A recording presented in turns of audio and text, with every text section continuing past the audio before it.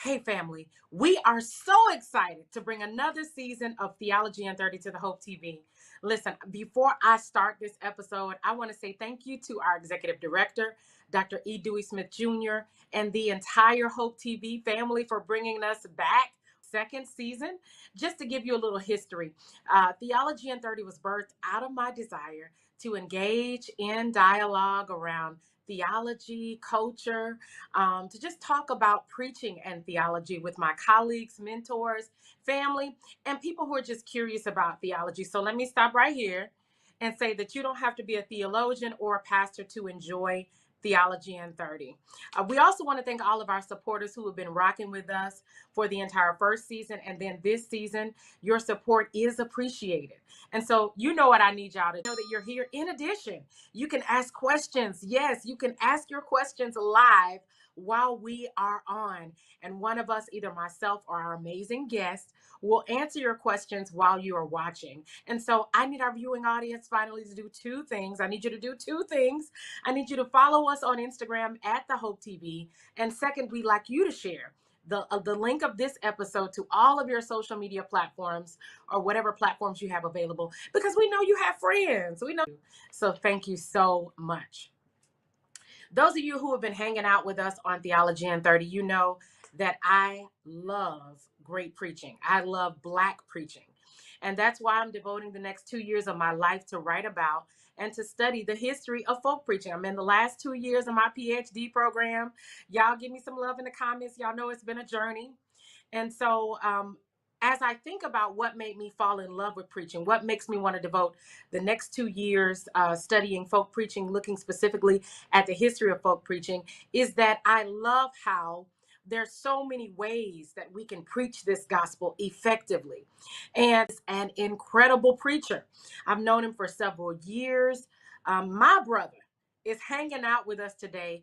Dr. J.C. Howard from our House of Hope Macon campus agreed to stop by Theology in 30. So y'all already know I need you to share. I need you to share this video right now because I know that he's gonna bless us. So let me share a little bit about Dr. J.C. Howard. I know many of you know him, but I'm going to share a little bit about his history before he came to us. Having been reared in the church all of his life, Dr. Howard served faithfully in many capacities before accepting his call to ministry in 2006. He was licensed to the gospel ministry by the Cathedral of Fresh Fire, Reverend Emma L. Creamer, who is the senior pastor there, in 2007. He went on to graduate with honors from the world-renowned Morehouse College in 2009 in Atlanta, Georgia, where he double majored in religion and history. He was afforded the opportunity to serve at the Martin Luther King Jr. International Chapel as an assistant, and now has been inducted to the prestigious, come on, MLK Junior Morehouse Board of Preachers. He's definitely deserving of that. He's also a proud member of the Omega Psi Phi Fraternity Incorporated. And he also effectively served as a youth pastor of Gospel Tabernacle, which has 2 locations during his college matriculation.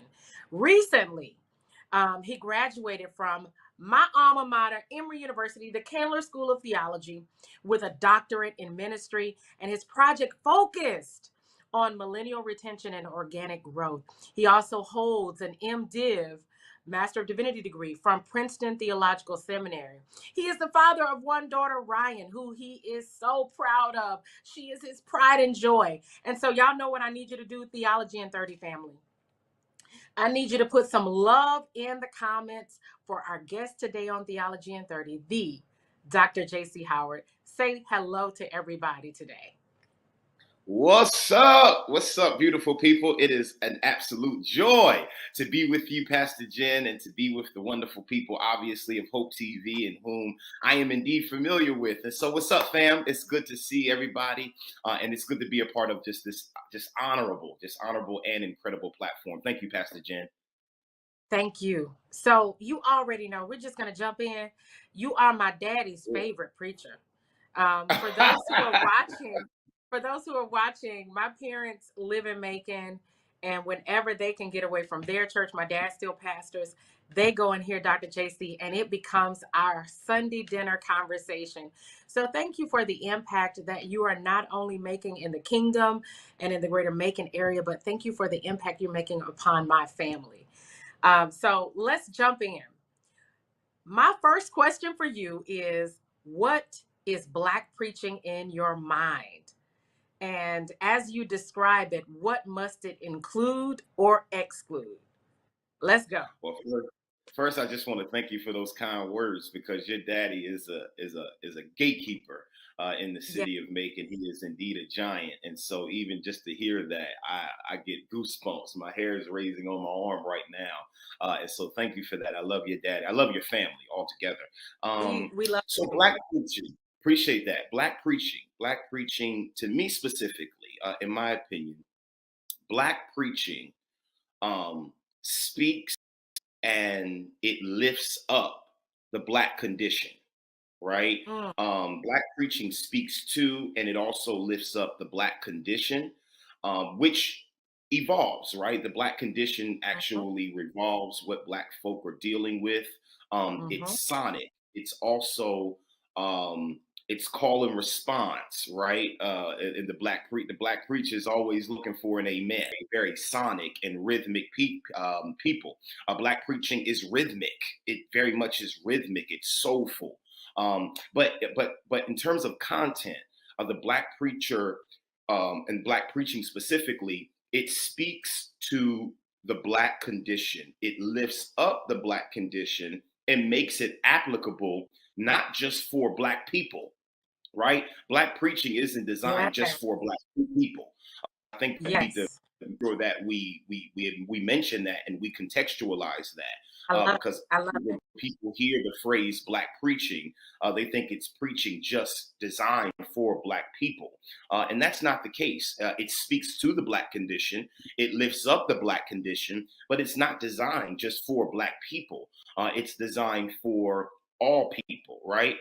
Because all people, in one way or another, have to deal with what the Black in a effort to be liberated, right, from Mm, social, from theological, from political constructs that are oppressive and that are come on. marginalized. And so, as a consequence, if we're going to talk about the Black condition, and you're going to talk about liberation from oppression, marginalization, political, and even economic oppression. Well, every race deals with that in one way or another. All white Yes. people aren't rich white people, right? Yeah. All Spanish folk that consumes the Black condition can be felt in the condition of any other race. And so that's why I feel as if Black preaching specifically isn't just designed for Black people, but it's designed for people at large. And we use our experience in order to speak to the woes of where they are. And so Black preaching in that context is what I believe. I mean, that's what I believe Black preaching to be in that context. Yep. I think you've defined it in an excellent way. I was speaking with one of my mentors just yesterday, and I quoted Dolan Hubbard, who is speaking about Howard Thurman, when he Yes. says Yes. that African Americans are the only ones who were able to take a psychological shackle and turn it into a weapon. That's what we Wow. did in our preaching. Our Wow. preaching is this liberative power that comes forth in our in our church experience, in our worship experience, and it brings hope to our people. It brings hope to people everywhere. For Friends in the Book podcast, reading and reviewing the Conversation by Hill Harper. If you have any desires to be in a relationship, to be married, I think it is a must that you have a conversation. I think too, he talked about in the book being honest in your communication. Say a woman might be insecure about how she's looking, and instead of being honest with that about her partner, she'll say like, "Does this just make me look fat?" And I think both men and women need to tap into how they're really feeling about something and be able to have that vulnerability and be comfortable. And like Chris said, have that environment where you can be honest.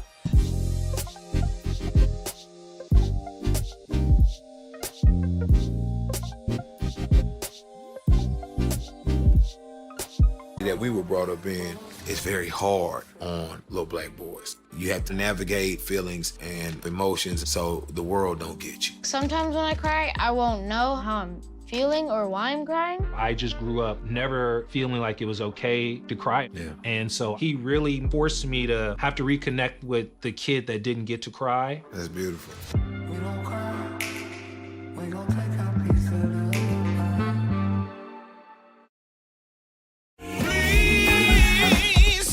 relief, oh God.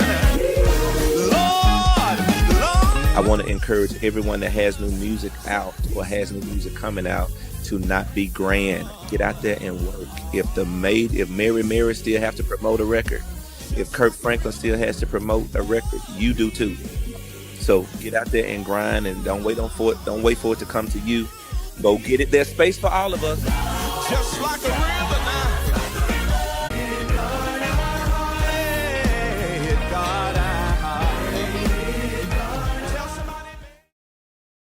So I want to shift into a question about your formation, because we Sure. preach out of our context. We preach out of our experiences. Indeed. And so I want to know, who are your influencers? Who are the preachers that, when you think about how your homiletic was shaped, because listen, you do Black preaching without even thinking about it. Your homiletical theology embraces the stories of those who are of the those who descended from the African diaspora. Sure. So I want to ask you, who are your influencers? Who are the preachers and the voices that you've been influenced by the most? So it's a handful. So I have indeed, and I'm just so grateful. I'm just so grateful to be a part of this pantheon of preachers. I really don't take it lightly to even just be a preacher, and to be able to be connected to this tradition, because this tradition is extremely rich. It's extremely valuable, and it should be protected. It should be curated the way that you're curating it right now. You're actually working you're working even in this moment as a curator of Black preaching and Black preachers. And so I really value what you're doing, Pastor Jen, as one of what I believe to be one of the greatest preachers on the planet. But individuals that influenced me significantly in my preaching, there's a handful of my mother in ministry, who you spoke about in the bio. Her name was Pastor Emma L. Kramer. She's recently transitioned from earth to glory in 2020. She transitioned, but she had just an incredible impact on my life. Pentecostal. One of the reasons why she was so impactful on my ministry wasn't just because of her preaching prowess, which she was an incredible preacher. But it was really her narrative and her story. She came up in the Kojic Church, and her pastor, Bishop Ross B. Rainey, who was a legend in the Delaware and Philadelphia area, major Kojic pastor, he reared her in ministry, and she became a national evangelist in like the 60s and the 70s and the 80s. And she preached all around the country, driving her Cadillac and her 3 kids in the back seat from engagement to engagement. But the reason why she's so impactful on my ministry is because she was ostracized and she was marginalized as a woman in ministry. She very much, her pastor really tapped her to be his successor when he was making a transition, and he transitioned away. And not the church, because the church very much wanted her to be the pastor, but the leaders, which were all men. And we understand that in the Kojic Church, it's still a very patriarchal and a male-driven leadership culture. And so as a consequence, the men there, the elders, they did not entitled or qualified to be a pastor. And so she fought. She was literally in a fight with them and even got legal. But nevertheless, God spoke to her and said, "Don't fight, just praise me." And she ended up organizing her own ministry which didn't just become larger than the church, but in fact became one of the largest ministries in Wilmington, Delaware today. And as a Wow. consequence of her perseverance, as a consequence of seeing how marginalized and ostracized she was as a woman, and yet continue to walk in her purpose and become one of the premier pastors in the city, it Wow. resonates with me on a deep level that I might not even be able to articulate. And so my mother in ministry, the Reverend Emma L. Creamer, is a significant impact. The Reverend, the Dean of the Martin Luther King International Chapel, he taught me what it meant to be intellectual with your preaching. And having an understanding that preaching deals with the spirit, but you also have to bring a particular level of intellect and information to the preaching moment, not Yeah. just relying on the Holy Ghost, but you need to Yeah. do some work with your mind as well. You need to structure your preaching, right? He taught us how to structure sermons. And so he Mm-hmm. was not just one of the influences, even though he didn't pastor traditionally in a church, but it was through Dr. Lawrence Edward Carter's chapel assistance program that we get some of the greatest preachers in the country. Nichelle Guidry was a chapel assistant. Willie Yeah. Francois, E. Dewey Smith Jr., Jamal Bryant, Otis Moss III. I can go on and on about Morehouse preachers and Spelman preachers that came through that chapel and sat under the tutelage of Dr. Carter. And so although he did not pastor a traditional congregation, he pastored pastors. What it meant to preach intellectually. The Reverend Dr. E. Dewey Smith Jr., who is very Yes. much my mentor, big brother, and the executive director, obviously, and the visionary of the House of Hope Enterprise. Yes. I was a youth pastor while I was at Morehouse College with Bishop Wiley Jackson here in Atlanta, Georgia. But after our second service, I would sneak over to Travelers Rest when it was over there by the mall, H.F. Shepherd Yes. Drive, Yes. at the I 12 remember that. o'clock service. At the 12 Yes. o'clock service. That thing was sharp, That was girl. early. You used to have that little cut, girl, with the little flips up. You know, they used I to did. flip up like that. Pastor I Jen was did. sharp. She always been sharp, y'all. I need y'all to understand Pastor Jen has always been sharp, and she's always been a killer. When I say killer, I'm talking about preacher. And so that's what I was really first introduced to your ministry. But y'all had a Oh 12 my o'clock goodness. third service. And Pastor Smith would be most of the time dead tired by that third service, but would preach with Yes. such power. Yes. And so I had a chance to really sit under Bishop Noel Jones. Bishop Noel Yes. Jones was my favorite preacher of all time. Yes. He is the one who introduced me to psychological preaching and Yes. preaching that affects not just the spirit, but also the mind. And just one of my greatest influences in all of the world. I have a very special place in my heart for Bishop Noel Jones. But if I can take it back just a little bit, I Come also on, was take it shaped. back. Take I it back. also was very much shaped, even though obviously I didn't get a chance to meet him. But shaped, and it sounds probably a little redundant because a lot of preachers probably mention this preacher. And I had no idea who he was before I got to college. And his name was the Reverend Dr. Gardner Taylor. And Yes. Gardner Taylor, Yes. I had a chance to meet him with some other Morehouse preachers. He was preacher for Pastor Fleming in Atlanta over there by Greenbrier. And Yes. this was one of his, probably, close to one of his last preaching engagements. And he preached about the New Jerusalem. Dr. Gardner Taylor used the language in a way I've never heard anybody use the language. Listen. Pastor Jen, his preaching was poetry. Mm-hmm. He didn't have to raise his voice if he didn't want to. He didn't have to be harmonic or musical. He didn't have to have a crazy shutdown or close. But the poetry and the way he used the language, we see this in Pastor Donald Parsons. Yes. The way that he uses the language and strings words together taught me that preaching is not just writing down some punchlines that's going to shout people, but Right. preaching requires the work of an architect, somebody Mm-hmm. who can um, in a lack of a better term, bring words together to convey the beauty of struggle. Ooh, Not good as a struggling college student as when I heard Pastor Gardner Taylor preach.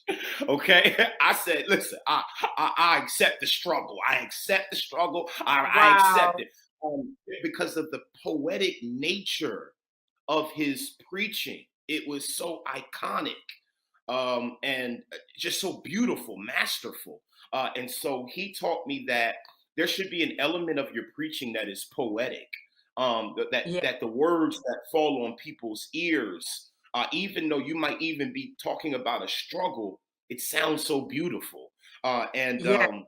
those are probably the most impactful preachers in my life. I also have to speak to a brother in the tri-state area, as to not exhaust this question, by the name No. of Pastor Hayward Hamilton.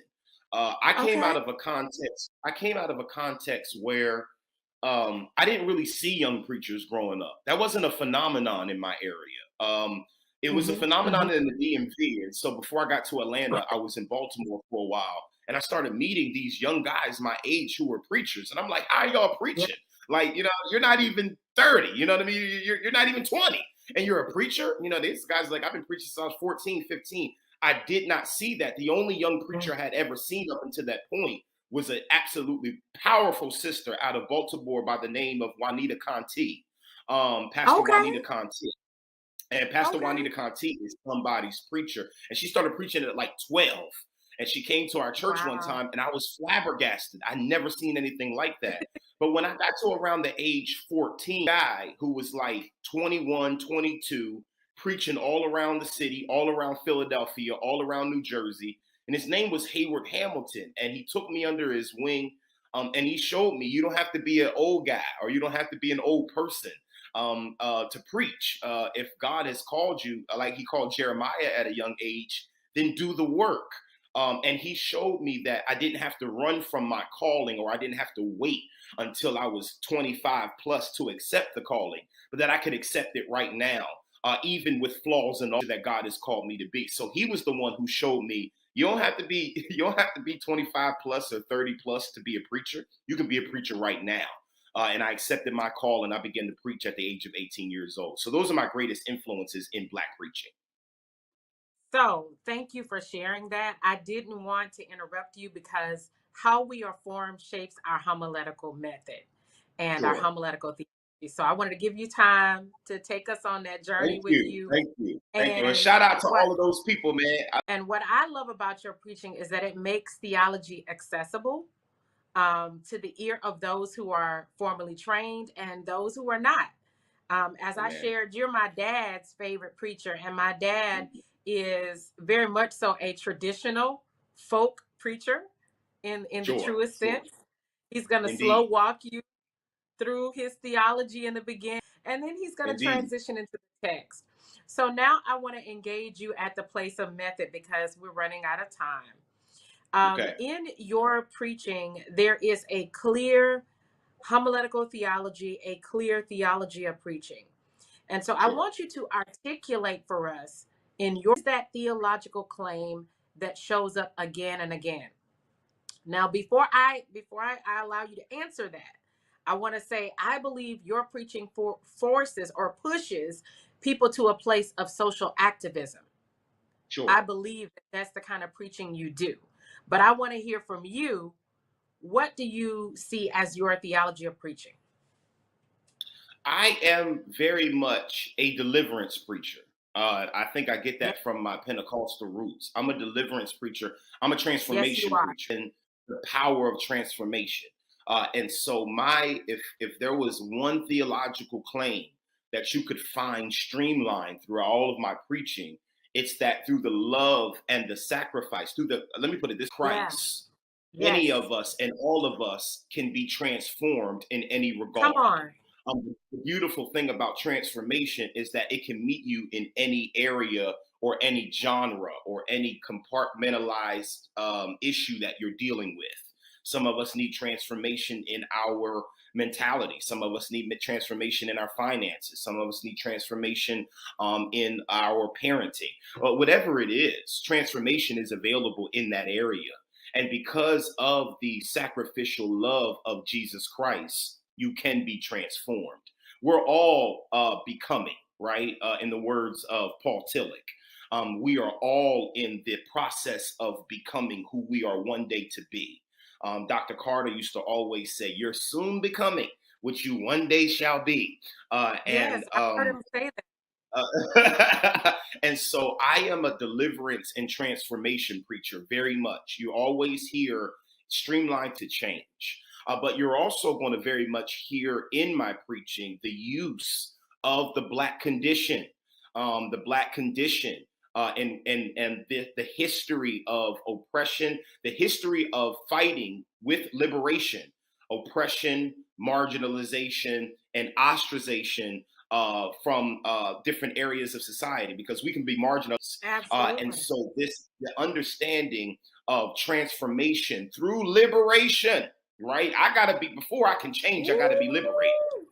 And so you hear these concepts streamlined through all of my preaching, no matter what the sermon series is. It could be a series on prayer. Right now I'm preaching on patience. Just came out of a series on the power of the mind, and what it means to be Christ. Through the sacrificial love of Jesus Christ, you have the power to be transformed, or the power to be better today than you were yesterday, and to be better tomorrow than you are today. And so I try to interconnect those theological themes of liberation and transformation, using the Black condition, and using, obviously, and most importantly, the Word of God. I'm a Bible preacher. I'm going to preach that text, and so using the Word of God to do that.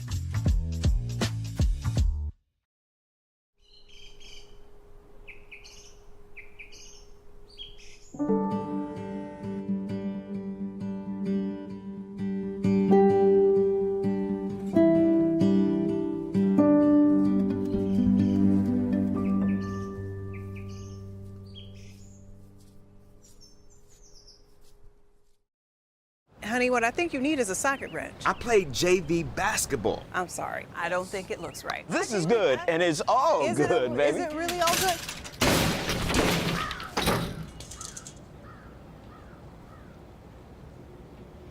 If you love me enough to routinely test your handyman skills, not to mention the strength of your marriage, then of course you'll visit nhtsa.gov/the-right-seat to make sure I'm in the right car seat. I'm gonna call my dad. Healthy aging and healthy living. I'm so passionate about feeding your skin the truth. And the truth is with fruits, vegetables, and all type of herbs. And that's really my motto, is feed your skin the truth.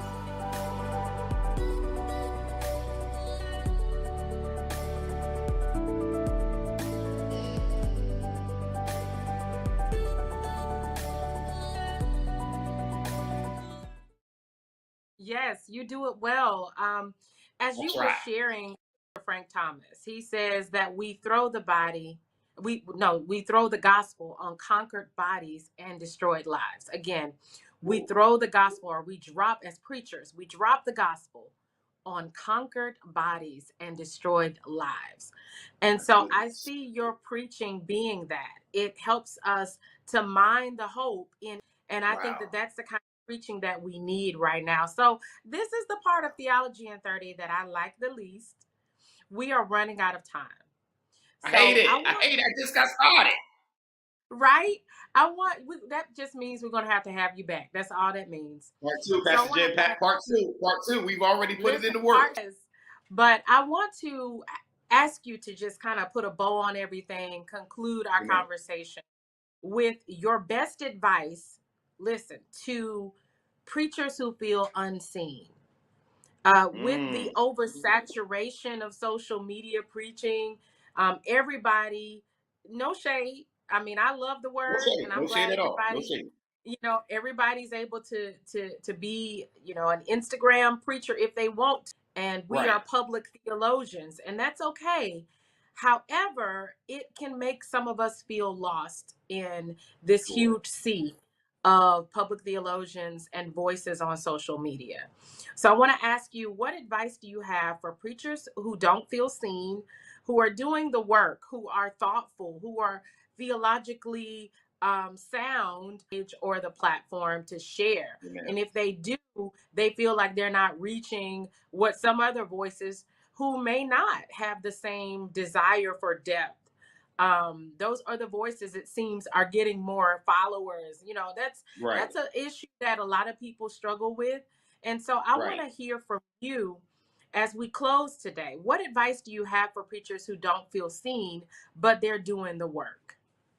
Well, I want to remind those of us preachers that we live in a soundbite culture, and because we live in a soundbite culture, it's not hard to understand why people subscribe to soundbite preaching. Mm, Everything else they're getting is in sound bites. People don't even go on to watch entire YouTube videos anymore. They just watch the video story. They might not even look at your video, the stuff you post in your normal Instagram. They go to your story, right? And then they keep it moving because we live in a that, soundbite culture. I need what I want in the most minimum time as possible. And so I don't want you to be offended, preacher, because we live in a soundbite culture. So it's not a surprise that people subscribe to soundbite preaching. But the first thing, and Dr. Jamal Bryant said something very powerful back in 2020.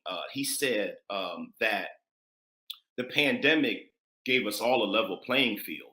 We all became social media preachers of a sort, right? We all had to transition to online and to Facebook yeah, Live and to YouTube, yes, right? And so these are platforms that you really should be familiar with right now because they inundate the culture. So you have to be engaging with these platforms if you want to minister to the culture. Now, with that being said, I want to give us preachers who may feel overlooked or may feel stepped over in a regard. First of all, you have to keep reading no matter what. Read, and read some more. And the reason why I say that is so that you can always remain sharp.